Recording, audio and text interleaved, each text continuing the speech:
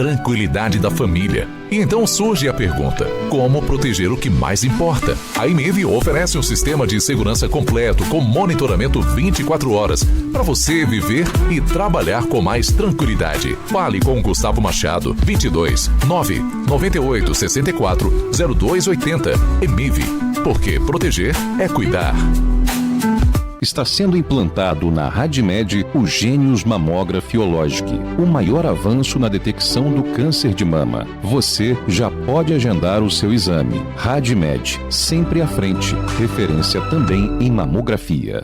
Informe do Trabalhador. Informe do Trabalhador. Uma produção Sindipetro MF. 4 mulheres são assassinadas por dia no Brasil, de acordo com o mapa da Segurança Pública de 2025. Cadê meu celular? Eu vou ligar pro 80. Olá, eu sou Sérgio Borges e estou coordenador-geral do Sindipetro MF. O Rio de Janeiro e São Paulo são as cidades com a maior quantidade de vítimas. Ao todo, mais de 13 mil mulheres foram mortas em 10 anos pelo fato de serem mulheres, o que representa uma média de 1.345 crimes por ano. Só que especialistas afirmam que esse número pode ainda ser maior. Essa violência extrema sofrida pelas mulheres precisa acabar. Por isso, em outubro do ano passado, o presidente Lula sancionou um projeto de lei que aumenta a pena para feminicídio e para crimes cometidos contra a mulher. A nova lei prevê que condenados por assassinatos contra as mulheres, motivados por violência doméstica ou discriminação de gênero, terão pena mínima de 20 anos e máxima de 40 anos. Além disso, o governo federal lançou a campanha esse ano, onde todos nós, homens, somos responsáveis pela segurança de uma mulher. Se precisar, ligue 180. Você vai se arrepender de levantar a mão pra mim. Informe do Trabalhador. Oferecimento Sindipetro NF. Qual é o seu próximo novo? É ter a banda líder em ultra velocidade e o 4.5G até 10 vezes mais rápido? É ter passaporte para falar e navegar pelo mundo como se estivesse no Brasil? É ter o maior conteúdo para assistir seus filmes e séries preferidos em todas as telas? Então vem pra Claro. Acesse claro.com.br/novo e saiba mais. Claro, você merece o novo. Começa agora o Folha no Ar, primeira edição.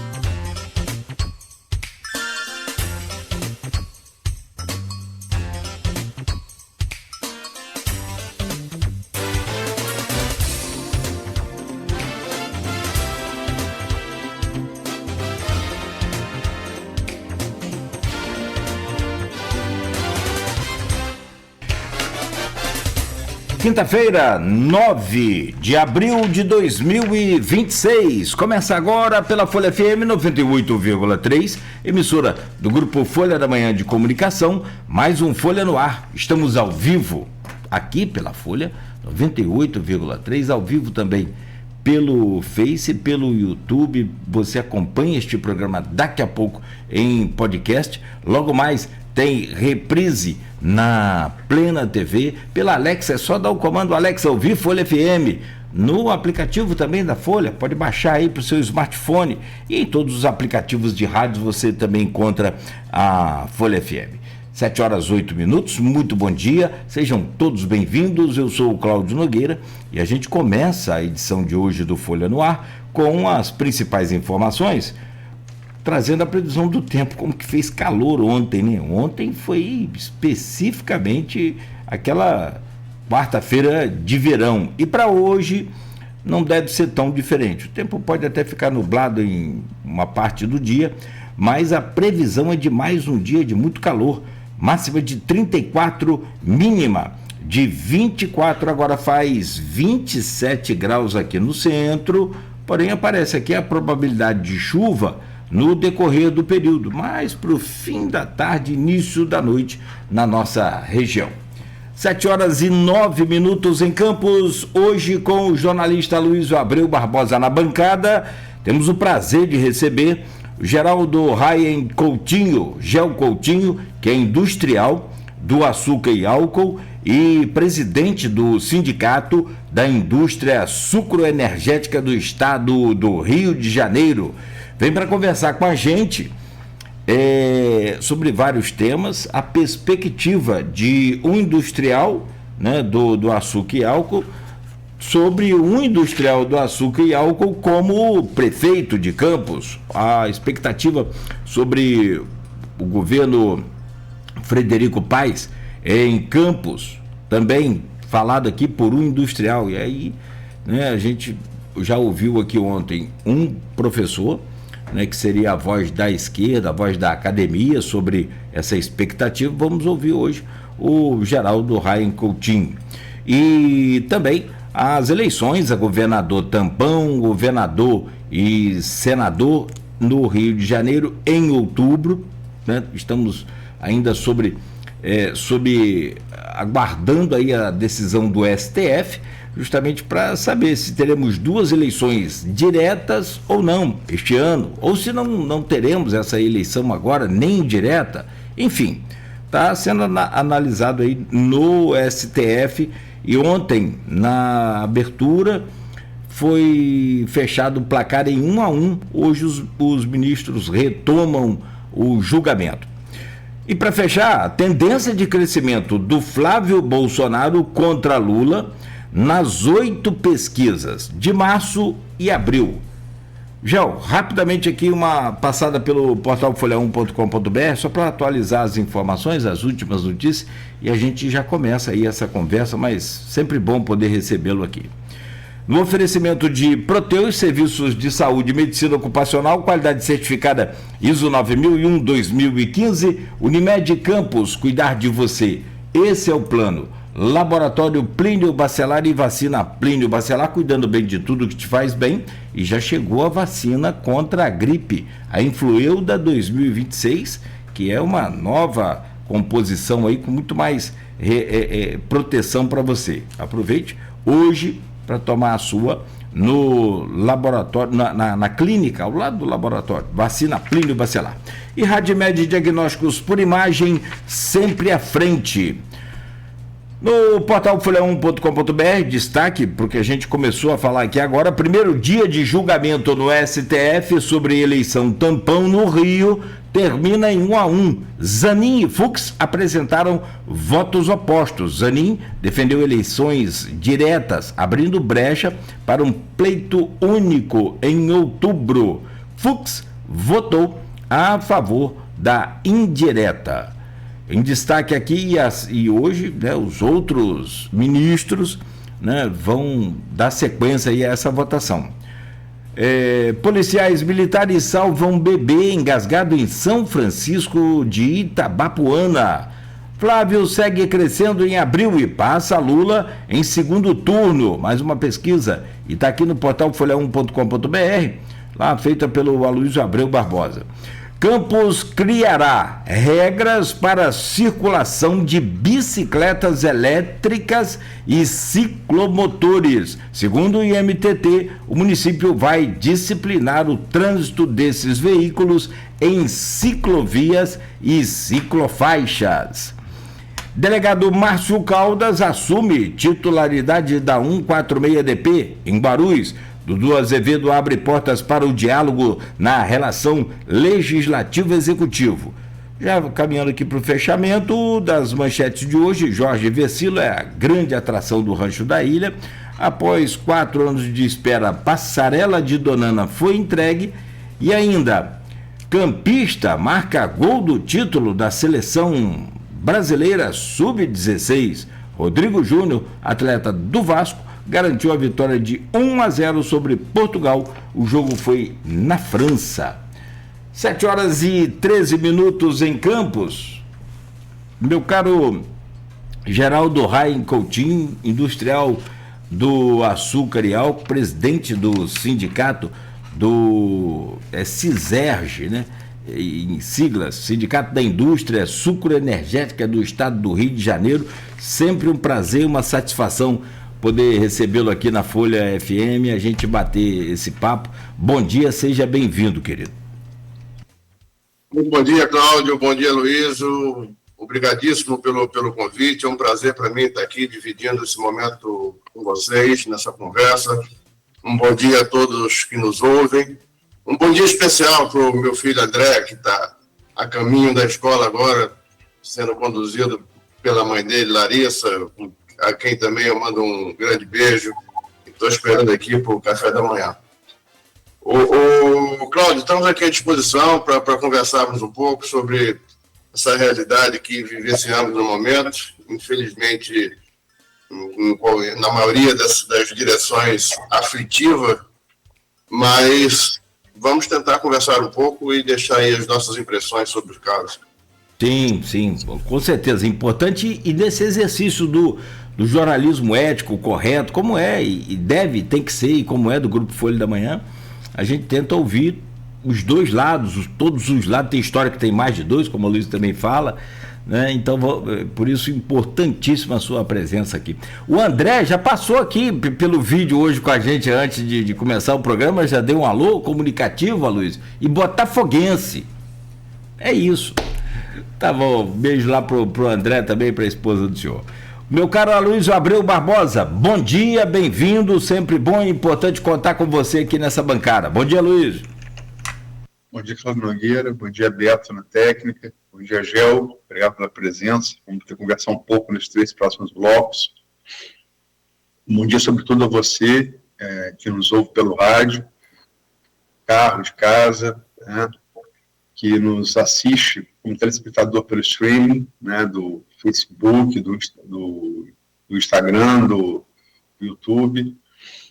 Nosso bom dia, nessa condição que já antecipou, do André indo à escola, sei que já não pode ir hoje para outro programa, mas os pais de alunos, pais ou mães, como no caso hoje, vão levando os filhos à escola e ouvindo, né, o rádio do carro sintonizado na 98.3. Bom dia aos professores, né, que os recebem, os educam, são aí partícipes de pais e mães na profissão de educador. Nosso bom dia também aos taxistas e motoristas aplicativos, também todos sintonizados no rádio do carro na 98.3. Gel, vamos começar pelo começo, como diria o sábio filósofo, na pauta. Você é um industrial do açúcar e do álcool, né? Você foi fruto de uma família que tem tradição no setor, né? E hoje, Campos, há pouco tempo, né, você tem um par seu de setor assumindo a Prefeitura de Campos. E aí, se você me permite, sei que para você é necessário, mas para o ouvinte, é necessário talvez uma pequena digressão para situar a coisa do mito ao fato, né? Porque no mito se acredita aos chamados usineiros, né, que como eram chamados no passado, um monopólio de poder que, de fato, tem pouco digital disso no registro histórico, né?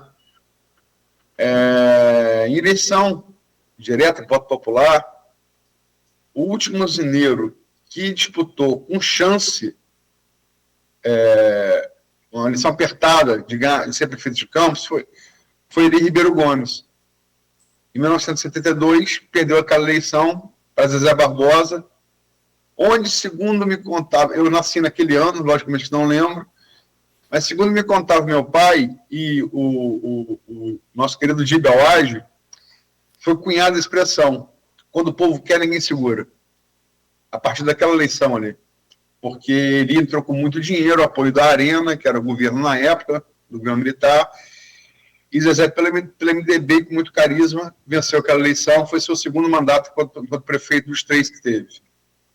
E, de fato, eu fui pesquisar, né, quando o Mozineiro foi prefeito de Campos.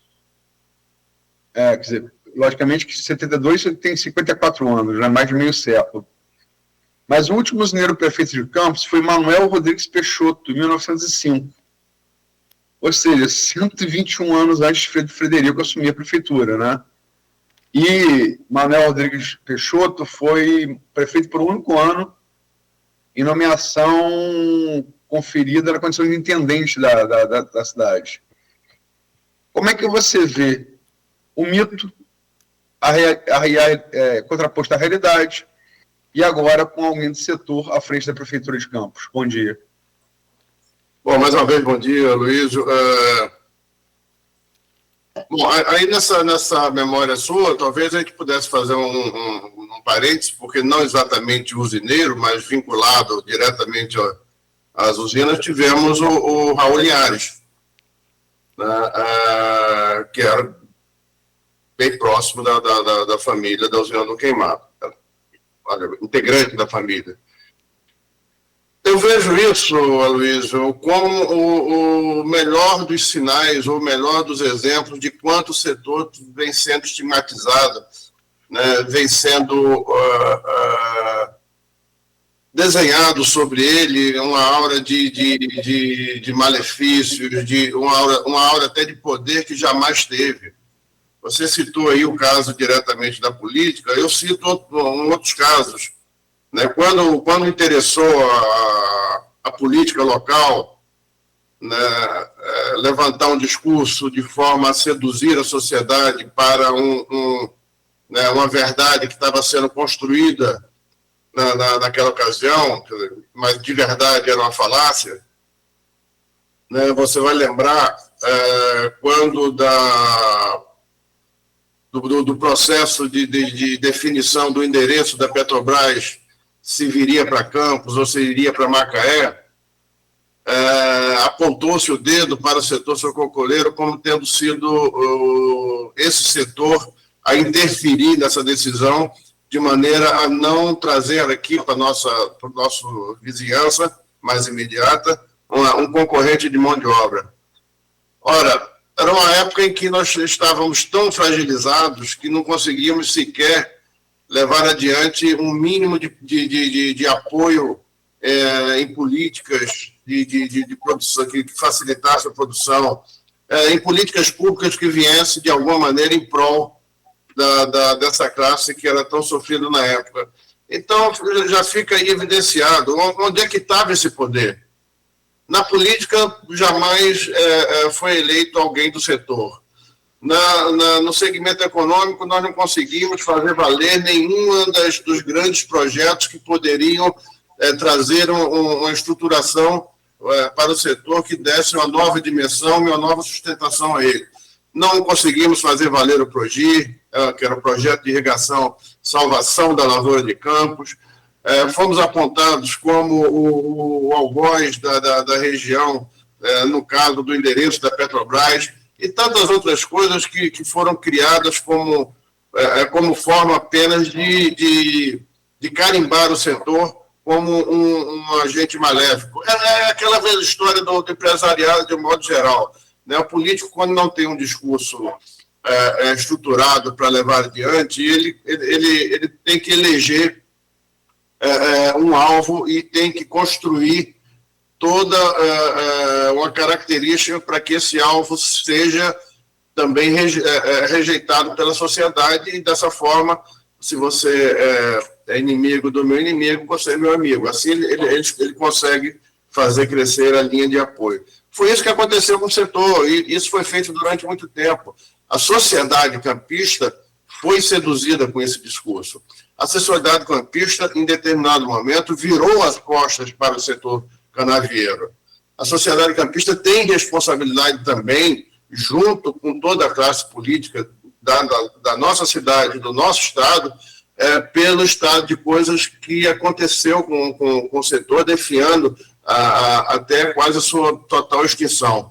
Temos hoje uma frente de resistência que eu, como realista, acredito firmemente que essa resistência vai trazer de volta alguma dimensão já experimentada no passado, mas não precisava ter acontecido o que aconteceu, né?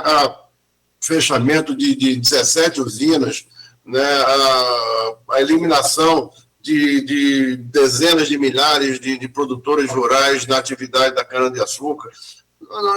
Nada desse sofrimento era necessário se alguma aliança do bem, se alguma aliança saudável tivesse sido feita para dar a mão ao setor. Então, isso que você está trazendo aí como memória, para mim, só confirma toda essa estratégia de estigmatizar o setor, né, em favor de um discurso populista, em favor de um discurso sem nenhuma preocupação de ser consequente ou não. Infelizmente é isso, e o resultado está aí. Se puxarmos os últimos 30 anos, 40 anos, nós vamos ver isso. E até hoje há quem coloque no setor todos os malefícios que a cidade ainda experimenta, que querem trazer lá do século XVIII, do século XIX, exemplos de modelo econômico que foram aplicados na época, trazer para tentar colar nos dias de hoje. Nada disso vai fazer efeito.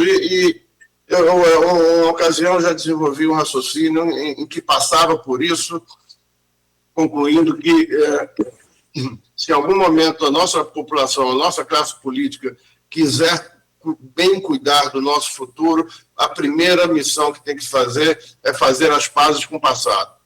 Vamos parar de brigar com o passado, vamos parar de ficar garimpando pontos lá no passado para macular alguma coisa aqui no presente, para enriquecer algum discurso mais fácil aqui no presente. Vamos cuidar do futuro e volto a dizer, o primeiro ato é fazer as pazes com o passado.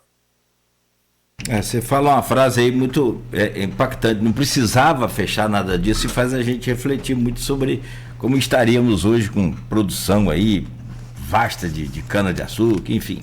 Mas isso dá uma série de Netflix, ou do Paramount, ou como que é. Meu caro Gel, deixa eu trazer aqui esse tema da expectativa com o Frederico Paes. Como a Luiz disse, é um parceiro que assume lá a prefeitura. E é inevitável na política local, ou nacional também, mas que se compare um administrador com outro administrador, um político com outro político imediato, que é o caso de um governo quando entra, estou arrumando a casa, enfim, aquela história que a gente já conhece. O que esperar do vice que vira prefeito? Nesse caso, nessa condição em que o próprio Vladimir colocou aqui neste programa que para o governo Vladimir I o sarrafo estava baixo em comparação a Rafael, mas que ele fez uma boa gestão e deixou o sarrafo bem alto no termo de administração. O salário está em dia, a casa está mais arrumada, a estrada está mais pavimentada. Qual a expectativa de Gel, do setor, você consegue trazer sobre Frederico Paes na prefeitura?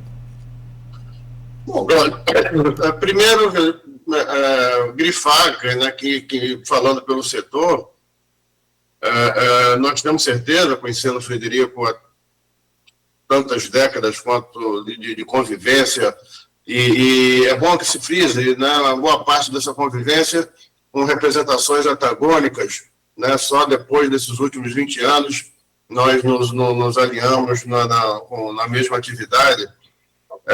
Mas eu conheço bem o Frederico, eu tenho certeza que quando ele assume o compromisso de dirigir a prefeitura, ele está se compromissando com o município, né, não com o setor. Ele não vai levar para dentro da cadeira, da mesa do prefeito, uma pauta do setor. Eu tenho certeza absoluta disso. Né? Mas também é evidente que se pontue que, como um grande conhecedor do setor, ele sabe das potencialidades. Né? Ele sabe do quanto o setor pode trazer, né, de benefício às políticas de campos, inclusive, né, de administração da densidade demográfica. Nós precisamos levar atividade para os distritos, senão nós vamos correr o risco de, esvaziando nossa área rural, criar um congestionamento demográfico aqui, com todos os efeitos nocivos que são muito bem conhecidos. Né? Então, com relação à expectativa do setor, eu deixo claro esse ponto. Tá? Nós não trazemos nenhuma perspectiva de que da cabeça do prefeito atual possa vir alguma ação específica em favor do setor. De um modo geral, eu torço para que Frederico realmente tenha sucesso. Eu sei que isso fazia parte dos planos dele, não necessariamente como um vice assumindo, mas que algum dia ele pudesse vir disputar a eleição e assumir a prefeitura.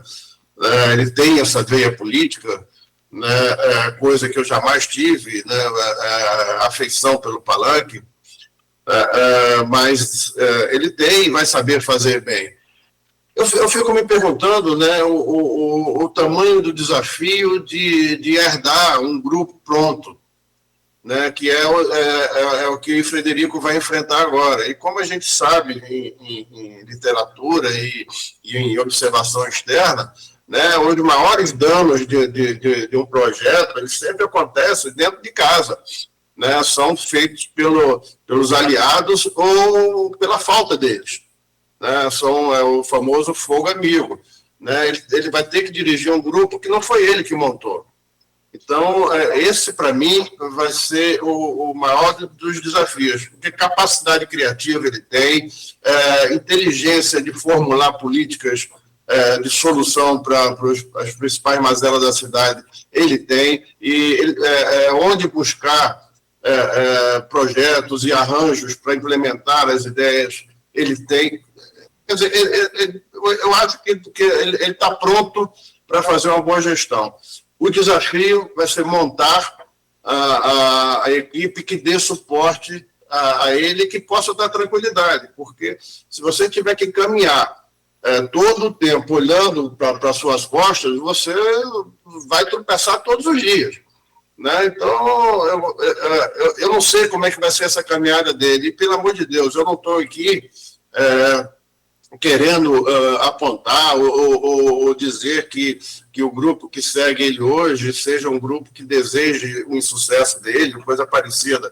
Não é nada disso, eu estou falando de uma forma natural.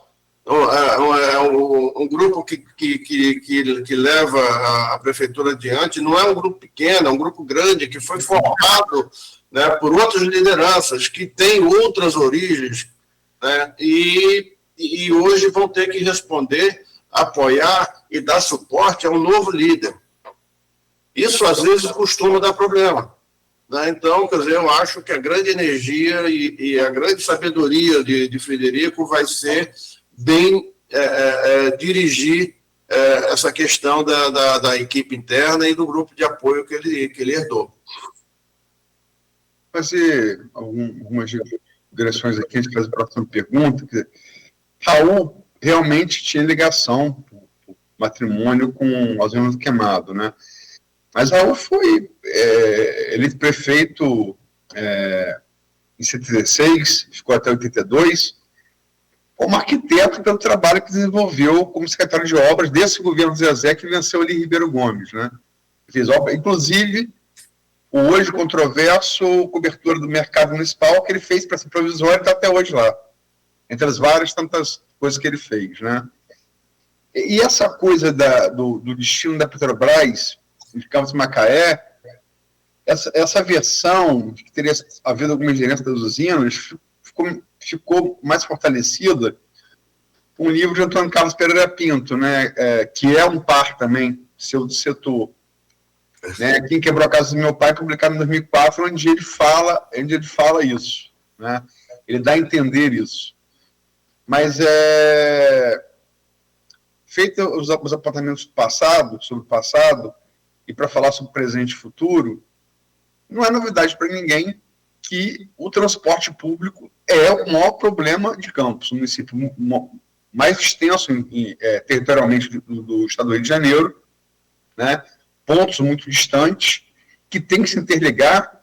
Há gente que mora em Morro do Coco e trabalha em Campos, por exemplo, né? É uma distância grande.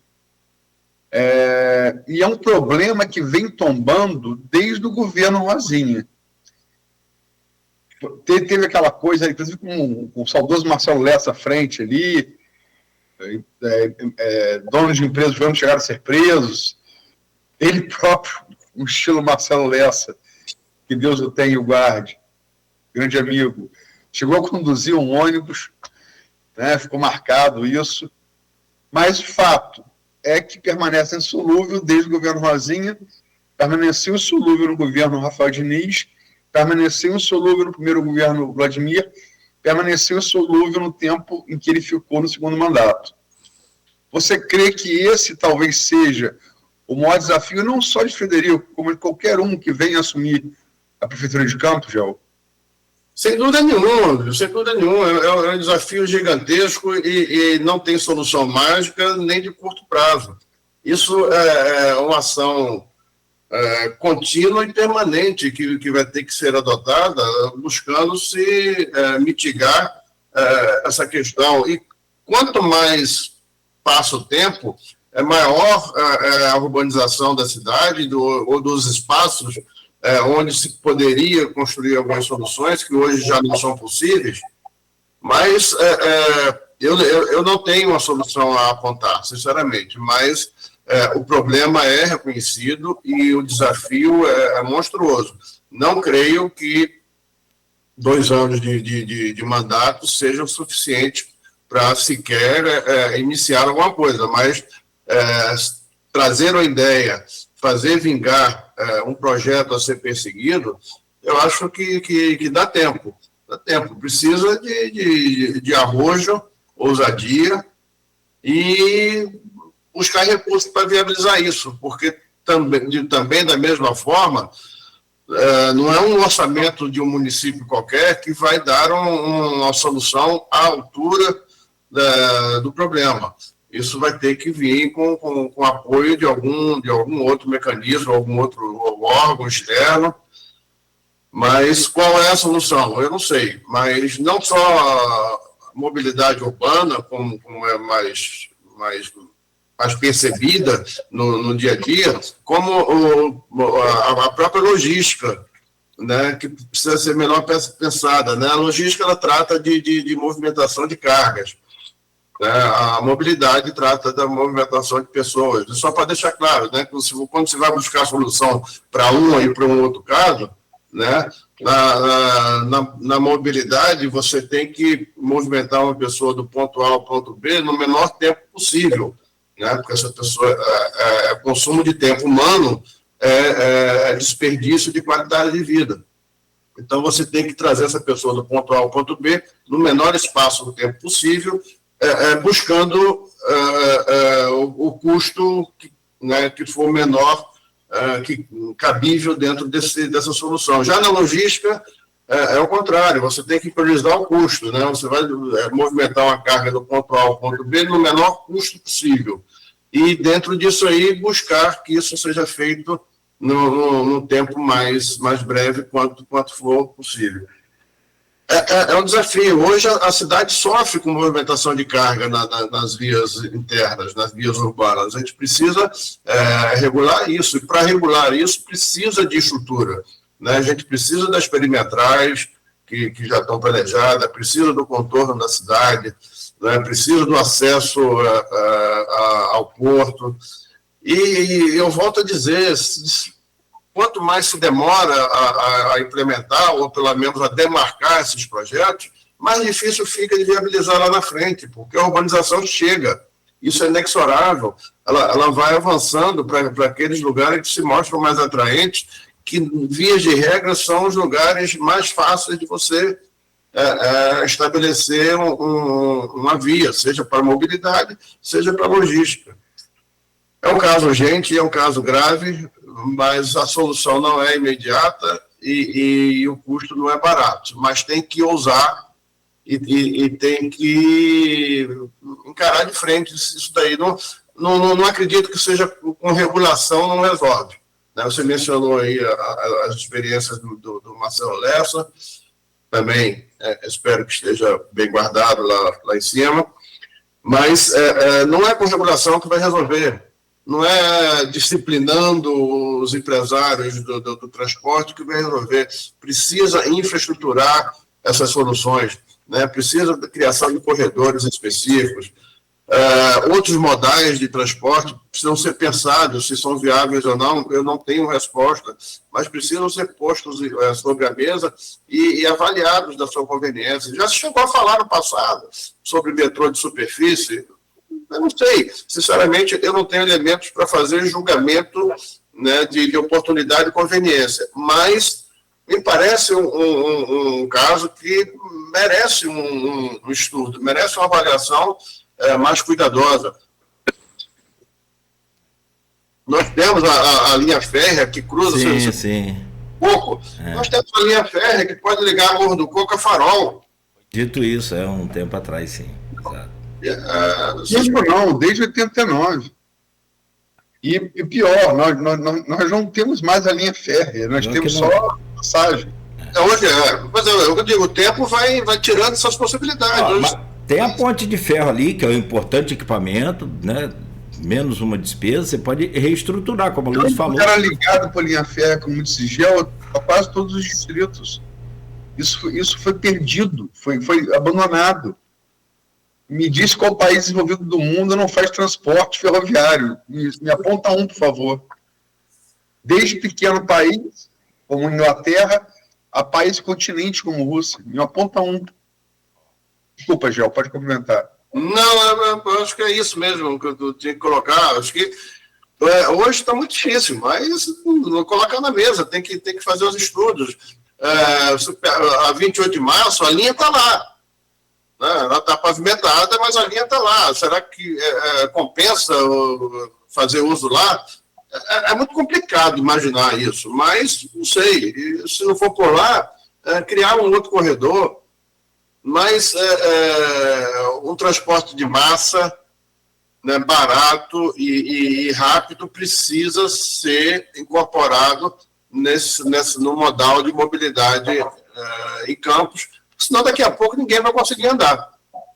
E aí o que você diz, um trabalhador vai levar meio-dia para chegar ao trabalho e outro meio-dia para retornar à sua casa. O que ele vai fazer da vida mais? Só para fechar aqui, eu tive uma experiência com trem recente, eu gosto muito disso, sou muito fã dessa máquina. Em Minas Gerais, ali no Vale do Aço, Ipatinga, Timóteo, aquela região ali, tem mais de quase 1 milhão de pessoas naquele anel, né? Naquele entorno. E tem um trem que sai de Cariacica, ali do lado de Vitória, vai até BH, centro mesmo. Assim, ele é impressionante a quantidade de pessoas que usam esse trem para se locomover de uma estação para outra, que às vezes leva 5 minutos. É um negócio fabuloso, fantástico. Fiquei com inveja. Você imagina, de Santo Eduardo a Farol e por aí vai. Eu só para dar um exemplo prático, eu estou agora na Peru de Góis. Eu moro na Peru de Góis. Essa avenida não é uma avenida, né? Porque ela não foi completa, ela foi pensada por Alfredo Agache, arquiteto francês, para ser um caminho da estação central de trem até a Praça Salvador. A obra parou na comunidade da Tamarindo. É pensada, como é o plano pelo Tafona, foi o cara que reformou o centro do Rio de Janeiro, derrubou aquele bando de cortiço e fez as avenidas que a gente conhece hoje, né, para 2 vias largas, com esquinas arredondadas para correr o vento e não cortar o vento, e arborizado no centro, para poder dar sombra às pessoas. né? Isso foi pensado no início do século XX. E nós estamos aqui, já passados 26 anos do século XXI, discutindo o mesmo problema. E o Agache era um gênio. Um gênio. Um gênio. E de uma simplicidade nas suas soluções que chegava a humilhar. Você sabe que ali na orla do Rio de Janeiro, na época o alvo era Copacabana, né, ele fez passar uma norma de código de construção, onde todo e qualquer prédio que fosse levantado ali na orla, a sombra dele não poderia alcançar a areia. Simples. Você não tem que medir nada. Por isso o Copacabana tem a altura que tem, por isso a maioria dos prédios mais altos tinha um recuo tremendo, que depois a maioria deles foi dado vez a 2 terrenos e ficou um prédio para frente e outro para trás. Mas são essas soluções, essa criatividade e inteligência que a gente precisa, só que nós temos a capacidade também de destruir essas boas soluções, né? Como foi feito em Copacabana. Revogaram isso e hoje você tem arranha-céus lá à torta e à direita. Capacidade de... Só para lembrar, nome de uma rua pequena hoje que conduz ali da Praça 15, onde pega as barcas ali para Niterói, para Paquetá, para Fiscal. Um grande gênio que tem uma história muito profunda com o Rio, é credor do Rio, é credor de Campos, é credor de Atafona. Atafona é a mesma coisa, aquela rua do Antigo Caixa d'Água, a mesma coisa, né? Para sair, já infelizmente não tem o Freio do Agache, mas isso como diria Nogueira, tá outra série da Netflix. Tá certo, é a Zona Sul de Atafona, é a Zona Nobre, tá bom. Bom, gente, 7h04, a 28 de março foi projetada para emendar, sabe com qual? Aliás, para emendar não, para ser uma só com a Avenida São Fidélis. Mas a gente tem uma capacidade de destruir, como vocês disseram aí. Isso também o hipódromo do Rio e o hipódromo de Campos, né? O Rio de Campos. Muito bom. Gente, 7h45, pausa rápida aqui no Folha no Ar, ô Geraldo, e você que nos acompanha. Vamos voltar a continuar, vamos voltar a conversar, com o Geraldo Raia Coutinho, aqui ao vivo com a gente nesta manhã, industrial do açúcar e álcool e presidente do Sindicato da Indústria Sucroenergética do Estado do Rio de Janeiro, com o jornalista Luiz Abreu Barbosa na bancada hoje. A gente faz uma pausa rápida, a seguir a gente volta no oferecimento de Proteus, Unimed Campos, Laboratório Plínio Bacelar, Vacina Plínio Bacelar e Radimed Diagnósticos por Imagem.